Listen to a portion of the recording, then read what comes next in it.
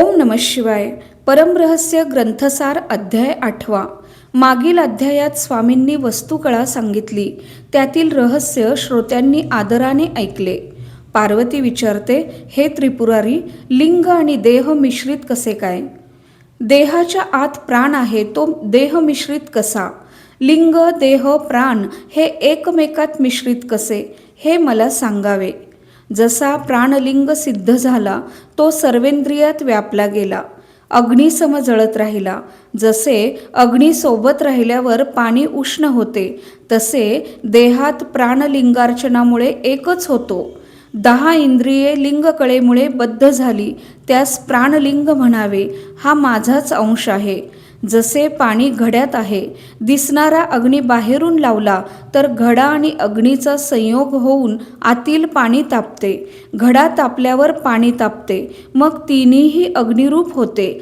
त्याच क्षणी एकमेकांचा संयोग होतो. तसे सत, क्रिया आणि लिंगार्चन मिळून गुरुत्वाचे पूजन केले तर लिंगासंगे देह एकरूप झाला. मग भेद कसा? लिंग संगे देह एक होता, देह संगे सहज प्राण ऐक्यता हे गुरुकळेत बिंबते.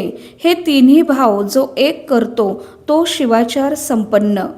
इष्ट प्राण भाव जाणणे ही लिंग रूपाची खून. यावेळी गुरुमंत्र आठवून पूजा केली तर विशेष पुण्य मिळते. जो ऐक्य भावनेने पूजा करत नाही, त्याची पूजा निष्फळ ठरते. जो लिंग पूजा सोडून इतर देवाची पूजा करतो, तो शिवभक्त नाही. अजून सांगतो ऐक. लिंग पूजा सोडू नये. प्राणहानी झाली तरी लिंग पूजेचा नियम पाळावा. आत ज्ञान, बाहेर क्रिया दोन्ही एक झाल्यावर मग प्रपंच करावा. मायेपेक्षा सत्य आणि शांती याला शरण जावे.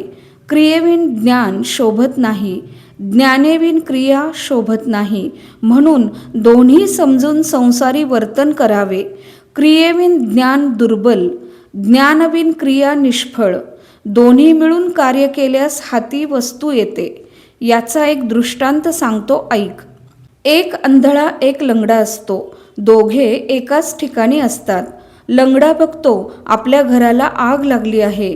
मी इथून बाहेर नाही गेलो तर जळून जाईन. पण बाहेर जाणार कसा? पाय नाहीत. मग तो आंधळ्यास बोलला, तू एवढा निश्चिंत कसा? घराला आग लागली आहे.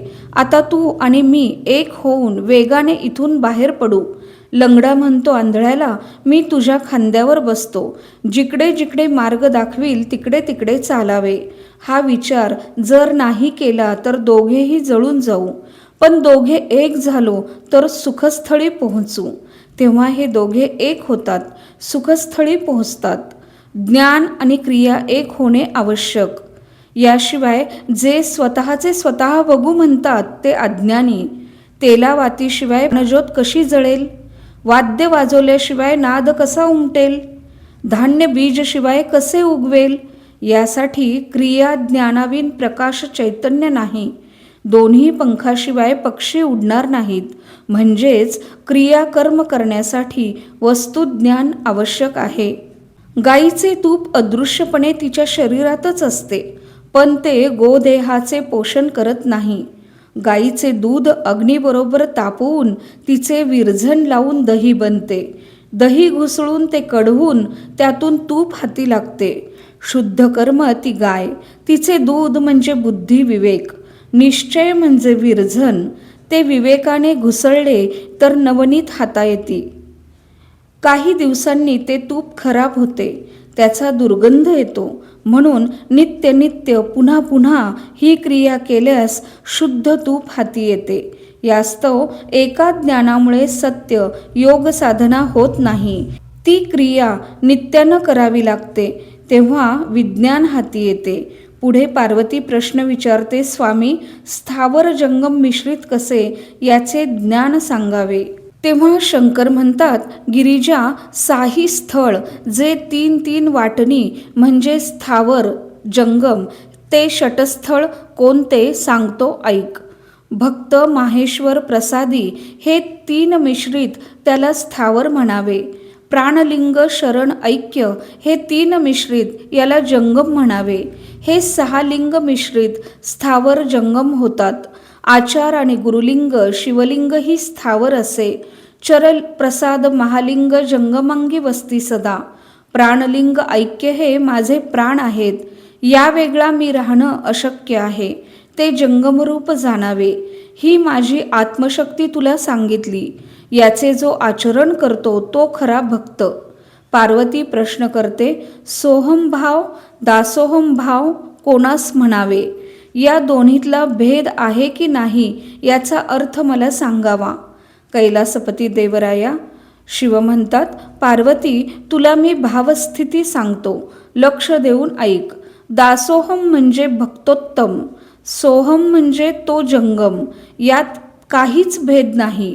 बिंब आणि प्रतिबिंब यात जसा भेद नाही तसा भक्त आणि जंगम मध्ये भेद नाही. मीच भक्त मीच जंगम जाणावे.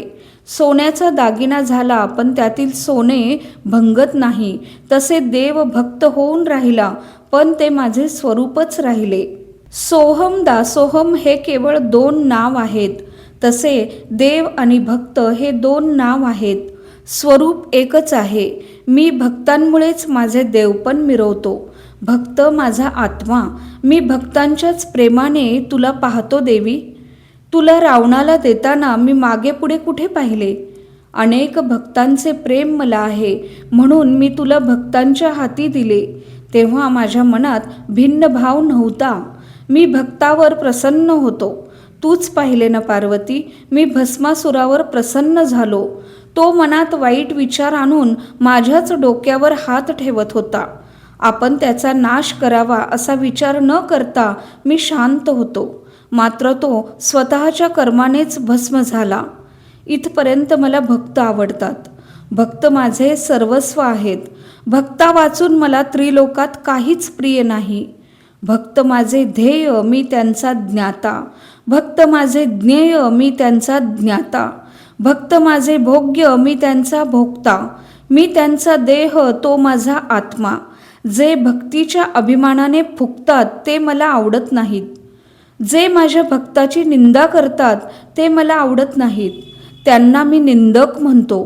ही माझी आत्मशक्ती मी तुला सांगितली पार्वती. तिचे आचरण व्हावे हा धर्म आहे.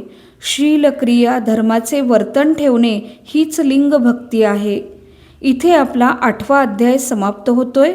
श्री संत शिरोमणी मन्मथ स्वामी महाराज की जय. श्री संत शिरोमणी मन्मथ स्वामी महाराज की जय. धन्यवाद.